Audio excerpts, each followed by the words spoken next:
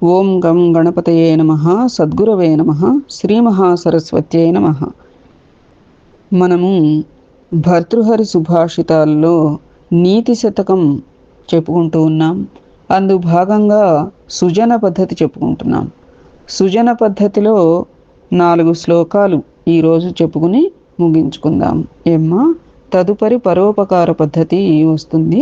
సరే, అది రేపు చెప్పుకోవచ్చు. ఇవాళ సుజన పద్ధతి కంటిన్యూ చేసుకుందాం. ప్రదానం ప్రచ్ఛన్నం గృహముపగతే సంభ్రమ విధి ప్రియం కృత్వా మౌనం సదసి కథనం చాప్యుపకృతే అనుత్సేకో లక్ష్మ్యాం నిరభిభవసారాః పరకథాః సతాం కేనోద్దిష్టం విషమమసి ధారావ్రతమిదం.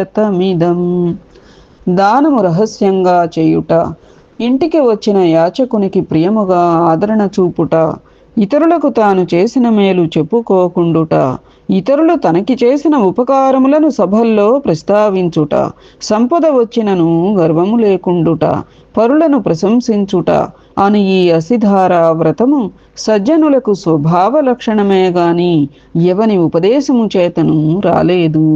అది దానాన్ని ఎప్పుడు కూడా రహస్యంగా చేయాలి. అంటే రహస్యంగా చేయటం అంటే ఏదో అర్ధరాత్రి వెళ్ళి దాన ధర్మాలు చేయాలని కాదు. అంటే మనం చేసేటువంటి దానం అసలు మనకే రెండో చేతికే తెలియకుండా ఈ చేత్తో ఇట్లా కుడి చేత్తో దానం చేస్తే ఎడమ చేయి కూడా చూడకూడదన్నంతగా అంత గోప్యంగా మనం దానం చేయాలి. అంటే దానాలకి పబ్లిసిటీ ఇచ్చుకోకూడదు అని చెప్పి. తర్వాత ఇంటికి వచ్చిన యాచకునికి ప్రియముగా ఆదరణ చూపుట, ఇంటికి ఎవరైనా ఏదైనా అర్థించి వస్తే కనుక భిక్షువులు కానీ, లేదు కనీసం జీవరాశులు కానీ, లేదనంటే అతిథులు ఎవరైనా వచ్చినా, బంధువులు ఎవరైనా వచ్చినా కూడా వారిని కనీసం ప్రియముగా వాళ్ళ ఎడల ఆదరణ చూపి పంపించాలి. మన ఇంటికి వచ్చారు అంటే అవతలి వాళ్ళు గతిమాడైతే రారు. మన మీద ఆదరణ ఉండి వచ్చేవాళ్ళు ఉంటారు, ఇంకా వేరే పంథాలుగాను వేరే ఆలోచనలతోనూ వచ్చేవారు ఉంటారు. ఒకటి చెప్పనా, అతిథులకి కానీ అనారోగ్యవంతులకి కానీ అతిథిని ఆదరించేటప్పుడు, అనారోగ్యవంతుడికి సేవ చేసేటప్పుడు వాళ్లలోని లోపాలు ఎంచుతూ సేవ ఎంచుతూ ఆదరణ చేస్తే అది ఈసుమంతైనా కానీ ఫలితమైతే ఉండదు అని సద్గురువు చెప్పారు. ఏమ్మా, తర్వాత ఇతరులకు తాను చేసిన మేలు చెప్పుకోకుండుట. మనము మేలు ఎవరికైనా చేస్తే మాట సహాయమో ధన సహాయమో లేదనంటే ఇంకా ఏదైనా కావచ్చు. మేలు అంటే అసలు కీడు చేయకపోవటమే మేలు కదా.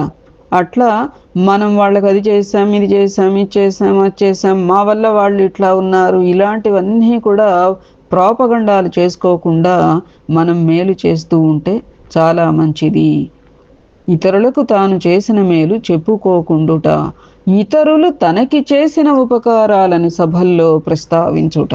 అది ఉపకారం కనుక మనం ఎవరి నుంచి అయినా పొందామా అంటే ఖచ్చితంగా అది సభలో ప్రస్తావించాలమ్మా. అది సుజన పద్ధతి అన్నమాట. అది ఖచ్చితంగా ఒకళ్ళ వలన మనం బాగుపడినాము అంటే వాళ్ళ వలన మాకు ఉపకారం జరిగింది, వాళ్ళ పుణ్యమాని మేము ఈ రోజున ఇలా ఉన్నాం అనేది సభలో ప్రస్తావించాలి. అది ఎందుకు అంటే అలాంటి సజ్జనులని ఇంకా 10 మంది వారిని అనుసరిస్తారన్నమాట. తద్వారా నీకు లోక కళ్యాణం జరుగుతుంది అక్కడ. అది సంపద వచ్చినను గర్వము లేకుండుట. సంపదలు వస్తూ ఉంటాయి, అది పురాకృత పుణ్యం కావచ్చు, కష్టఫలం కావచ్చు, తర్వాత ఏవైనా కావచ్చమ్మా. సంపద వచ్చినప్పుడు ముఖ్యంగా ఇహ మిన్నంటిపోయి అహంభావంతోనూ ఇహ మనల్ని ఎదిరించే వాళ్ళే ఎవరు లేరన్నట్లు, మనకి సాటెవరు అన్నట్టు అలాంటి భావనలు లేకుండా ఉంటేనే ఆ సంపద 10 కాలాలు నిలుస్తుంది. ఏం కాదు, అంతకు మించిన భావనలు ఉన్న కోటీశ్వర్లు అని అంటే అది ఇహంలో ఇప్పుడు పుణ్యము కరిగిపోయేదాకా కూడా కొన్ని పాప ఫలాలు బయటికి రావమ్మా. కొంతమందికి ఈ జన్మ కలంత కాలం గత జన్మ పుణ్యం కాస్తూ ఉండి మరి ఇప్పుడు ఎన్ని పాపిష్టి కర్మలు చేసినా కూడా ఆ ఫలితం రాకపోవటానికి కారణం అది తప్ప ఖచ్చితంగా అక్కడొకడు చూస్తూ ఉంటాడు పైన. ఒకళ్ళు రాస్తూ ఉంటారు, ఎవరు? చిత్రగుప్తుడు. పైన ఎవరు చూసేది? భగవంతుడు. అన్నిటికీ సాక్షి ఎవరు? సద్గురువు. కాబట్టి ఏది ఎక్కడికి పోదు. అందువల్ల ఇప్పుడు పాపం చేసేవాళ్లే అనుభవిస్తున్నారు బాహా అనేటువంటి ధోరణి ఒకప్పుడు కాతే ఒకప్పుడైనా మనం సగటున మానవ మాత్రులం కాబట్టి అనిపిస్తూ ఉంటుంది. ఇదేమిటో మనం ఇంత మంచిగా వెలగపడుతూ ఉన్నా కానీ మనం ఇట్లా బాధలు పడుతున్నాము, వాళ్ళని దుర్బుద్ధులుగా ఉన్నా అట్టా వెలగపడుతున్నారేమిటి అని చెప్పి. అది వాళ్ళ గత జన్మ పురాకృత పుణ్యం కావచ్చు అమ్మా. కానీ ఆ పుణ్యాన్ని వాళ్ళు నిలబెట్టుకోకుండా, ఆ పుణ్యఫలాన్ని ఇంకా పెంపొందించుకోకుండా అట్లా దురదీనిలోకి దుష్కర్మలలోకి వెళ్ళిపోతున్నారు అంటే దాని ఫలితం తదుపరి జన్మలోకి వస్తుంది. ఎందుకంటే అంత పుణ్యం ఇక్కడ ఉండబట్టి అది అయ్యేదాకా వాళ్ళకి అది ఫలితం రాదు. కాబట్టి మరుజన్మలో వస్తుంది. కానీ ఈ ఫలితం ఎవరికి వెళ్తుంది అని అంటే తదుపరి తరాల వాళ్ళకి ఖచ్చితంగా ఆ ఎఫెక్ట్ ఉంటుందమ్మా. అది తర్వాత సంపద వచ్చినను గర్వం, పరులను ప్రశంసించుట, ఇతరులని చక్కగా మంచి గుణాలను, ఏదో మనకు అవసరం ఉందో, మనకేమన్నా రేపు మర్నాడు ఉపయోగపడతారనో, లేదంటే మొన్న అర్ధ పద్ధతిలో చెప్పుకున్నట్టుగా బాగా ధనవంతులు కాబట్టి ఎట్లా ఉన్నా సరే పొగిడేస్తే ఓ పని అయిపోతుంది, ఎందుకు వచ్చింది అన్నట్లుగా. ఇక మనకి వ్యక్తిత్వం అనేది ఉండాలి కదమ్మా. వ్యక్తిత్వం మనిషికి చాలా ప్రధానం అన్నమాట. మన వ్యక్తిత్వం ఏమిటి అనేది మన భాష, మన వర్తన, మన ఆలోచన విధానం, మన చేత ద్వారా అనుక్షణం ప్రకటితం అవ్వాలి. అది మనం చెప్పుకోవటం కాదు, నేను మంచి, నేను అట్ట, నేను ఇట్ట అని కాదు. అది ఇతరులకి ఇది వాళ్ళకి తెలియాలి. నీ స్వభావం ఏమిటి అనేది వాళ్ళకి తెలిసేటట్టుగా నువ్వు వర్తించాలి. అంటే నీకు ఒక క్యారెక్టర్, ఒక వ్యక్తిత్వం ఉండాలి నీకు. ధనవంతుడు వస్తే అభాభాభా వచ్చారా అన్నట్టు, ధనహీనుడు వస్తే మొహం తిప్పుకున్నట్టు, ఇట్లాంటివన్నీ కూడా. అంటే అక్కడ ఏమిటి నీ వ్యక్తిత్వం? అసలేమి లేదు. నీకు స్వతసిద్ధంగా నీకు అక్కడ వ్యక్తిత్వం లేనట్లే. అర్థమవుతుందా? కాబట్టి ఇతరులని చక్కగా మంచి విషయాల యందు వాళ్ళని ప్రశంసించాలి. వాళ్ళు ధనహీనులు కానీ, అందహీనులు కానీ, మరొకటి కానీ ఎట్టా ఉన్నా సరే వాళ్ళని ప్రశంసిస్తూ ఉండాలి. ప్రశంస వేరు, పొగడటం వేరు. ప్రశంస అనేది ఉన్న మంచిని గమనించి చెప్పడం అనేది ప్రశంస. ఏమ్మా, పొగడ్తా అంటే ఎట్లాంటి వాళ్ళైనా కానీ ఏదైనా కానీ అని కొంత మన స్వార్థ చింతనతో పొగడ్తలు అవి వేరు. అదనమాట. అట్లాగే మనల్ని ఎవరన్నా పొగుడుతున్నా కూడా పొగడ్తలకి పడి వెళ్ళకూడదు. ప్రశంస వేరు, పొగడ్త వేరు. రెండిటి మధ్య మనం డిఫరెన్షియేట్ చేసుకుంటూ తదనుగుణంగా మనం తీసుకుని, మనకి ఒక ప్రశంస వచ్చింది అంటే మన మీద బాధ్యత పెరిగినట్టు తప్ప ఆహా నేను గొప్ప అని కూర్చున్నామంటే అయిపోతాం, పాతాళంలోకి వెళ్ళిపోతాం. ఒక ప్రశంస వచ్చింది అంటే ఆ ప్రశంసని మనం ఎలా నిలబెట్టుకోవాలి, ఇంకా మనం ముందరికి ఎలా వెళ్ళాలి అనే అంశంగా ఎప్పుడు కూడా ఆలోచన ఉండాలి. అట్లా ఇంతకీ ఈ లక్షణాలు ఏమిటో తెలుసా? ఇవి సజ్జనులకి స్వభావ లక్షణాలు. ఏవి? దానం రహస్యంగా చేయుట, ఇంటికి వచ్చిన అతిథికి ఆదరణ చూపుట, ఇతరులకు తాను చేసిన మేలు చెప్పుకోకుండుట, ఇతరులు తనకి చేసిన ఉపకారాలని సభల్లో ప్రస్తావించుట, సంపద వచ్చినను గర్వం లేకుండుట, పరులను ప్రశంసించుట అనునవి ఏమిటి అంటే సజ్జనులకు అవన్నీ కూడా బై బర్త్ క్వాలిటీస్ అన్నమాట. వాటికి అవి స్వభావ లక్షణం. అది మల్లెపువ్వు ఉంది, వాసన ఎవరన్నా అదితే వస్తోందా? దానికది స్వభావం, దాని పుట్టుక అది. అట్లాగే ఇట్లా ఏదైనా కానీ వేప ఉంది, చేదుగా ఉంటుంది. కాకరకాయ ఉంది, చేదుగా ఉంటుంది. దానికి ఏమైనా మనం లిక్విడ్స్ పూస్తే ఆ చేదు వస్తుందా? కాదు. దాని స్వభావం అది, దాని బై బర్త్ క్వాలిటీ అది కదా. అట్లా సజ్జనులకి ఈ పైన ఉదహరించినటువంటి ఈ 6 లక్షణాలు కూడా స్వతసిద్ధంగా వచ్చేటువంటివి తప్ప ఎవని ఉపదేశము చేత వాళ్ళకి రాలేదు. అది పూర్తి ఉత్తమ పద్ధతి. మధ్యమ పద్ధతి ఏమిటి అంటే కనీసం నాయన ఈ లక్షణాలు మంచివి నాయన కాస్త విను అని చెప్తే వినేటువంటి పద్ధతి మధ్యమ పద్ధతి. వాళ్ళకు ఉపదేశం అవసరం అవుతుంది. ఉత్తములకి ఇట్లా మొదటి కేటగిరీకి స్వతసిద్ధంగానే ఇవి, మధ్యములకేమో చెప్తే అర్థం చేసుకుని అమలు చేసుకుంటూ ఉంటారు. ఇక అధములు ఉంటారు, వాళ్ళకి చెప్పినా కానీ దండుగా అనమాట. ఎదురు మనం చెప్పిన వాటిల్లో ఇంకా ఇంకా లూప్ హోల్స్ వెతుకుతూ ఉండి ఇంకా మనల్ని కూడా ఏమిటి మనం చెప్పింది కరెక్టా కాదా అని మనల్ని కూడా సందిగ్ధంలో పెట్టేటువంటి గనులు ఉంటారు. అదేమ్మా ఏ తర్వాత ఏమిటి అంటే ఈ 6 లక్షణాలని ఇంకోటి అంటారు అసిధారా వ్రతం.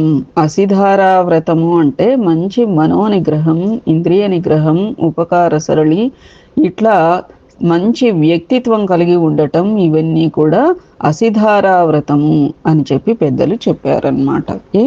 తదుపరి శ్లోకం సంతప్తాయసి సంస్థితస్య పయసో నామాపి న శ్రూయతే ముక్తాకారతయా తదేవ నళినీపత్రస్థితం దృశ్యతే అంతఃసాగరసుప్తిమధ్యపతితం తన్మౌక్తికం జాయతే ప్రాయేణాధమమధ్యమోత్తమజుషామేవం విధా వృత్తయః. బాహా కాల్చిన ఇనుంపై పడిన నీటి యొక్క పేరు సైతం వినపడదు. అదియే తామరాకుపై ఉంటే ముత్యము వలె ప్రకాశించును, కాని ముత్యము కాదు.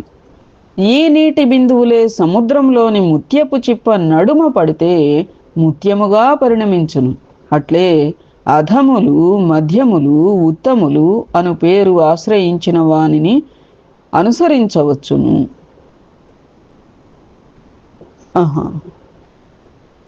అధములను ఆశ్రయించిన సర్వనాశనం, మధ్యముల వలన సౌఖ్యాభాసం, ఉత్తములను ఆశ్రయించిన వాస్తవ సౌఖ్యం కలుగును. అది ఇనుము ఉంటుంది, ఐరన్ అన్నమాట. ఇనుము అంటే ఇనుప కడ్డీలు ఉంటాయి చూడు, ఐరన్ రాడ్స్ అని. అట్లా ఫర్ ఎగ్జాంపుల్ ఏమిటి అంటే ఇనుముపై పడిన నీటి యొక్క పేరు సైతం వినపడదు. ఇనుము బాగా కాలుస్తూ ఉంటే నీళ్లు చల్లుతూ ఉంటారు. మీరు ఈ కొలిమి కొట్లలో వాటిలో చూస్తూ ఉంటే తెలుస్తుంది. కొలిమి కుట్టం అంటారా, ఇనప పనులవి చేస్తూ ఉంటారు చూడమా, కార్ఖానాలవి వాటిల్లో. అయితే ఇనుముపై నీటి బొట్టు పడింది అనుకోండి, దీని మీద నీళ్లు చల్లాం అని మనం చెప్పాల్సిందే, కానీ చూడటానికి ఏమైనా కనబడుతుందా? కనపడదు. అని చెప్పి అది ఎగిర్చేస్తుంది ఇనుము. అట్లా అదే నీటి చుక్క తీసుకెళ్ళి తామరాకుపై ఉంటే ఆ నీటి చుక్క ముత్యము వలె ప్రకాశిస్తుంది. కానీ ముత్యమా అంటే కాదు, ముత్యమేమో అన్నట్టుగా ప్రకాశిస్తూ ఉంటుంది.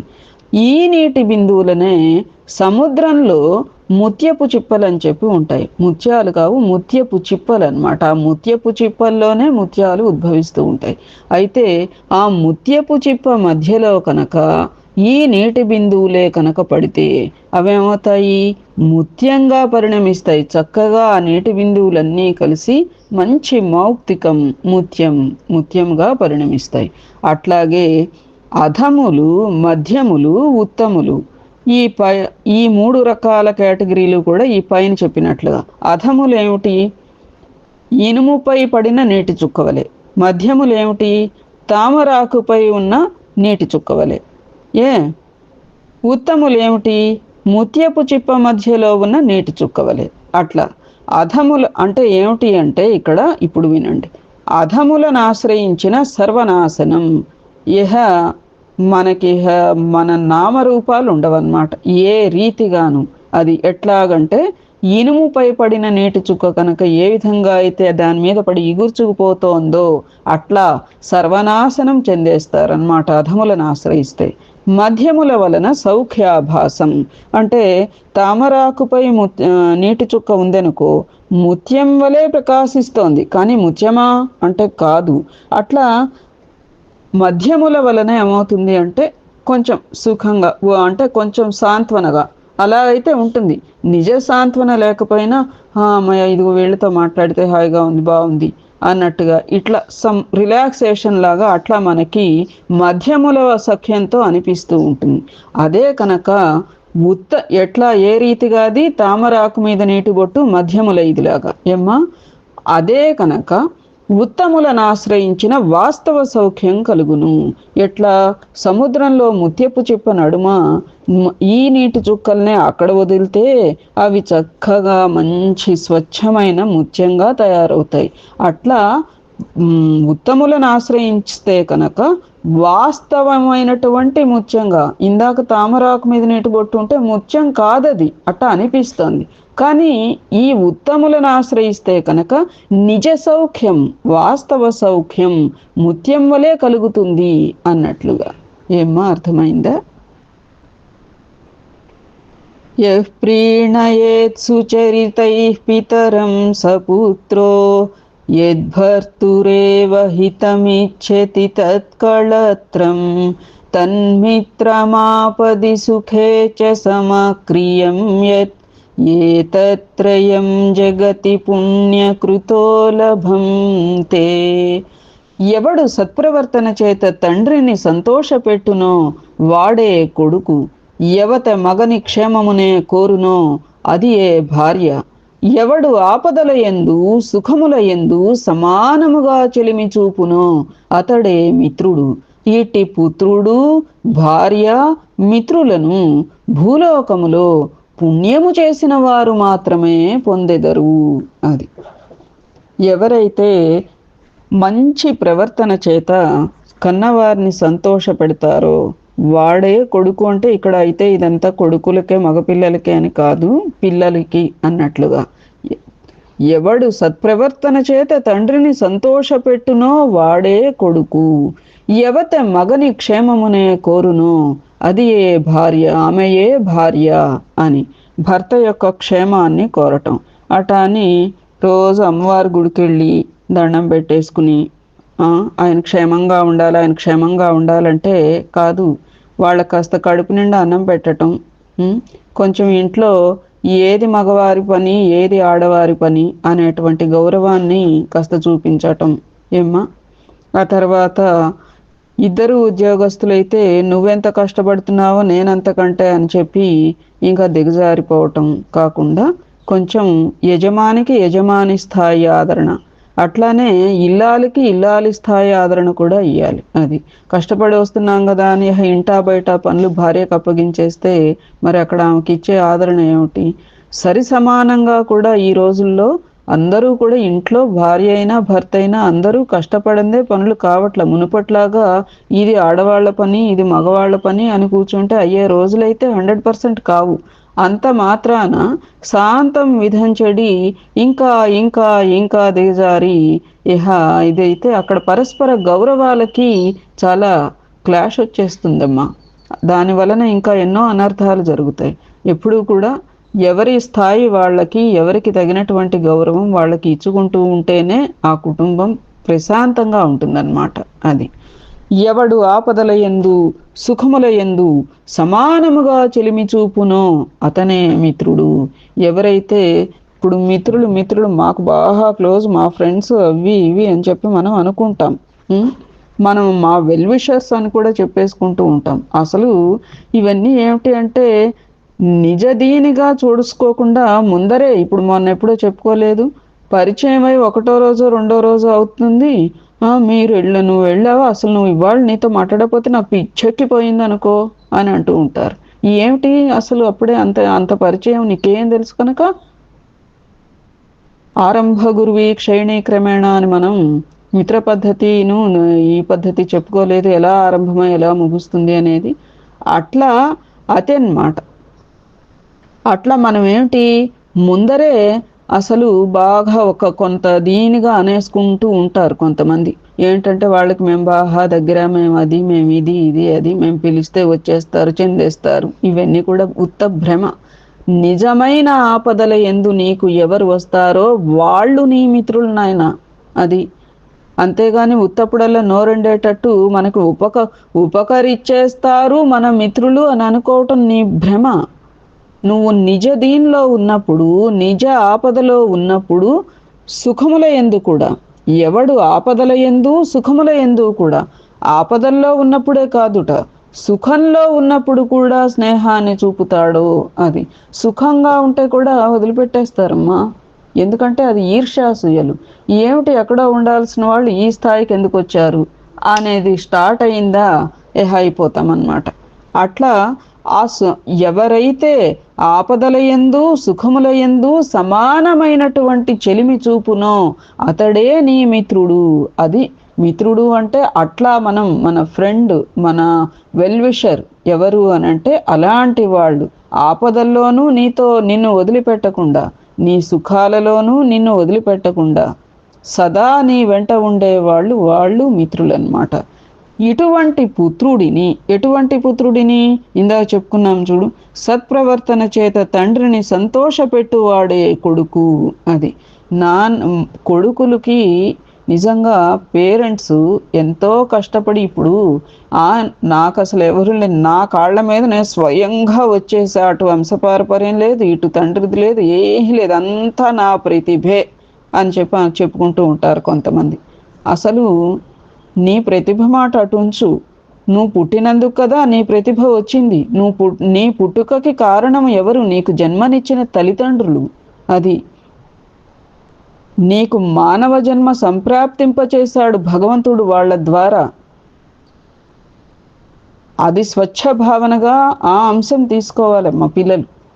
అది తల్లిదండ్రులకి జన్మించాము అంటే ఇంకో కోణం కాదు. ఇక్కడ నువ్వు 80 లక్షల జన్మలు ఎత్తగా భగవంతుడు నీ కర్మ విశేషమే గాని, నీ కర్మ ఇంకోటే గాని, ఏది ఏమైనా నీ మానవ జన్మ వచ్చిన కారకులు వాళ్ళు. అది చాలు వాళ్ళకి, ఆ క్వాలిటీ చాలు. నువ్వు అనుకునే ఇంకా క్వాలిటీస్ లేకపోయినా పేరెంట్స్కి ఆ క్వాలిటీ చాలు.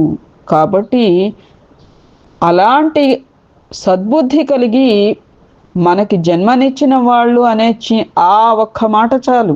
నీకు ఆస్తులు ఇవ్వకపోని, ఇంకోటి ఇవ్వకపోని, నీ చిన్నతనంలో కాన్వెంట్లలో చదివించకపోని, తర్వాత నీ ఉచ్చ స్థితిని చూసి ఓహో చప్పట్లు కొట్టలేకపోని, ఏవైనా కానీ కాక, నీ భార్యకు మహా నగలు చేయించకపోని, వడ్డాణాలు తొడకపోని, నీ కొడుకులకి లక్షలు చదువులకి పెట్టలేకపోని, ఏవి ఏమైనా సరే పేరెంట్సే. నీ జన్మకారకులు వాళ్ళు.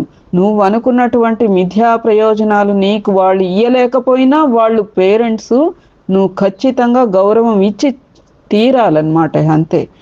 అట్లాంటి భావన ఎవరికైతే ఉంటుందో వాళ్ళు బ్రహ్మాండంగా పేరెంట్స్ని సుఖపెడతారు. సుఖం వేరు, సంతోషం. లౌకికంగా చూడటానికి ఓహో పోషణ భారం వహించేస్తూ వెనకాల బండబూతులు నీడుతూ ఉండి, తల్లి అన్నం తింటూ ఒక ముద్ద ఇట్లా తినబోతూ ఈ కూడు ఇట్లా తినవలసి వస్తోందే ఆ కొడుకు చేత మీద అని కళ్ళ నీళ్లు పెట్టుకుని తినే తల్లుల్ని నేను చూశానమ్మా, నా కళ్ళతో నేను, తెలుసా. కానీ అవతల వాళ్ళు ఏం చెప్పుకుంటారు? బాధ్యత వహించేస్తున్నాం, తల్లిదండ్రుల్ని చూసేస్తున్నాం అని వాళ్ళు ప్రోపగండా చేసుకుని అక్కడ ఇంకా గుంజుకుంటూ ఉంటారు ఆఫీసుల్లో వాటిల్లో బెనిఫిట్స్. కానీ వీళ్ళ బాధ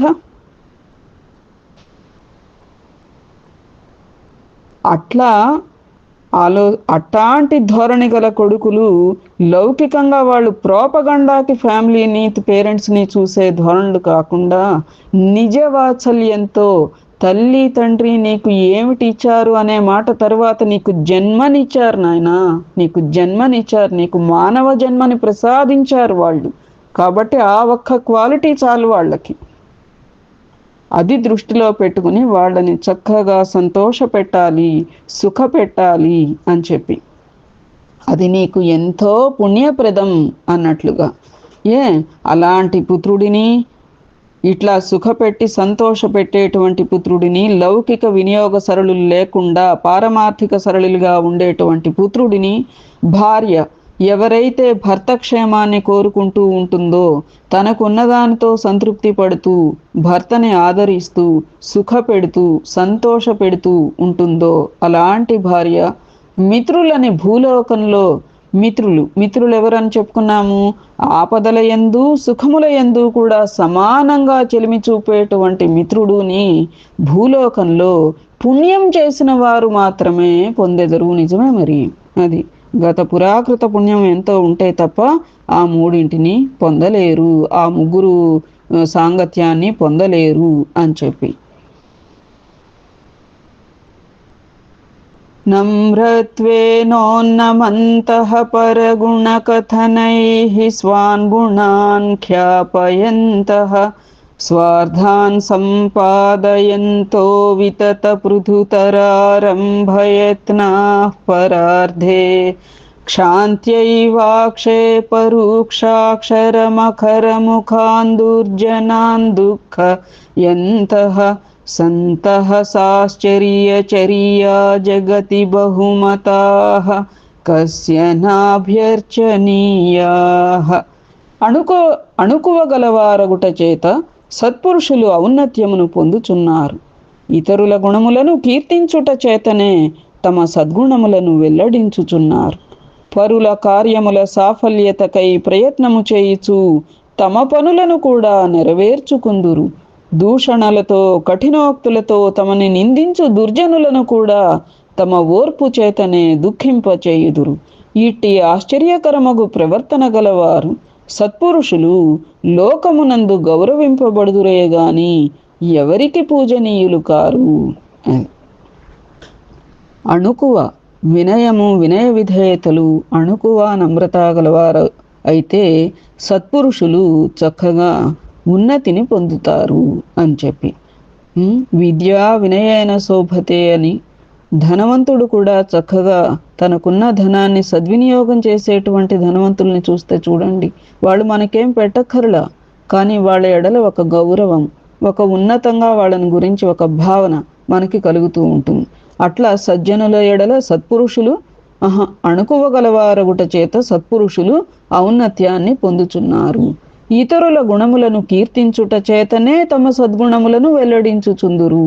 అది కొంతమంది ఉంటారు, వాళ్ళు అవతలి వాళ్ళ మేలు, అవతలి వాళ్ళలో ఉన్న ప్లస్ క్వాలిటీసు నోటా పళ్ళా పట్టి చెప్పబుద్ధవదు.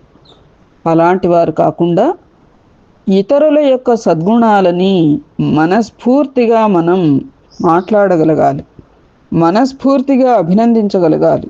అలా అభినందిస్తూ ఉండుట చేతనే మన సద్గుణాలు కూడా వెల్లడం అవుతాయి. ఇప్పుడు వాళ్ళు మంచివాళ్ళు అని చెప్పు అందరినీ కాదు, నిజమైన సద్గుణాలు కల వారిని గురించి మనం ప్రశంసిస్తే మన సద్గుణం కూడా అక్కడ బయటకు వస్తుంది అన్నట్లుగా. పరుల కార్యముల సాఫల్యతకై ప్రయత్నము చేయుచు తమ పనులను కూడా నెరవేర్చుకుందురు. ఇతరుల యొక్క సాఫల్య వాళ్ళకి ఉపకారం చేయాలి అనేటువంటి దృక్పథంతో, మంచితనంతో మనం కూడా వాళ్ళకు ఉపకారం చేస్తూ మన పనులను కూడా నెరవేర్చుకుందురు. అంటే మన సంకల్పం అక్కడ ఏమిటి అంటే వాళ్ళకు ఉపకారం చేయాలి, వాళ్ళకి మేలు జరగాలి అన్నట్లుగా. వాళ్ళకి మేలు జరగాలి అని మనం భగవంతుడిని ప్రార్థించామే అనుకో, సపోజ్ ఇది వినండి, వాళ్ళకి మేలు జరగాలి ఇతరులకి అని మనం భగవంతుడిని ప్రార్థిస్తాం. అప్పుడు ఏమవుతుంది, భగవంతుడు అబ్బా వీళ్ళు ఎంత మంచి వాళ్ళు, ఇతరుల కోసం నన్ను ప్రార్థన చేస్తున్నారు కదా అని చెప్పి మన మేలు ఆయనని మనం అడగకుండానే చేస్తాడు. అక్కడ అది అర్థం. తమ పనులను కూడా నెరవేర్చుకుందురు అంటే అర్థం అది. అంతేగాని వేరే కాదమ్మా. ఇంకోళ్ళ పనుల కోసం అని చెప్పి వెళ్ళి వాళ్ళకి 1000 రూపాయలు అవసరమైతే ఇవ్వు లేక ఇప్పించు అనేటువంటి దీని రీత్యా అవతలి వాళ్ళకు 1000 రూపాయలు అవసరం అనుకో, మనం వెళ్ళి ఏకంగా 2000 తెచ్చుకుని 1000 వాళ్ళకి 1000 మనకి అని కాదు అక్కడ అర్థం. అర్థం ఏమిటి అంటే పరుల కార్యముల సాఫల్యతకై ప్రయత్నము చేయుచు తమ పనులను కూడా నెరవేర్చుకుందురు అంటే ఇదన్నమాట. భగవద్ దృష్టిలో అది మనం 100 మేలులు చేస్తే భగవంతుడు 1 మేలు మనకి చేస్తారుట. అది దూషణలతో కఠినోక్తులతో తమని నిందించు దుర్జనులను తమ ఓర్పు చేతనే దుఃఖింపచేయుదురు. ఎవరైతే కఠిన పదజాలంతో దూషణలతో ఉంటూ ఉంటారో, నిందలు చేస్తూ ఉంటారు, నిందలనేవి చాలా దుర్భరమైనవమ్మా.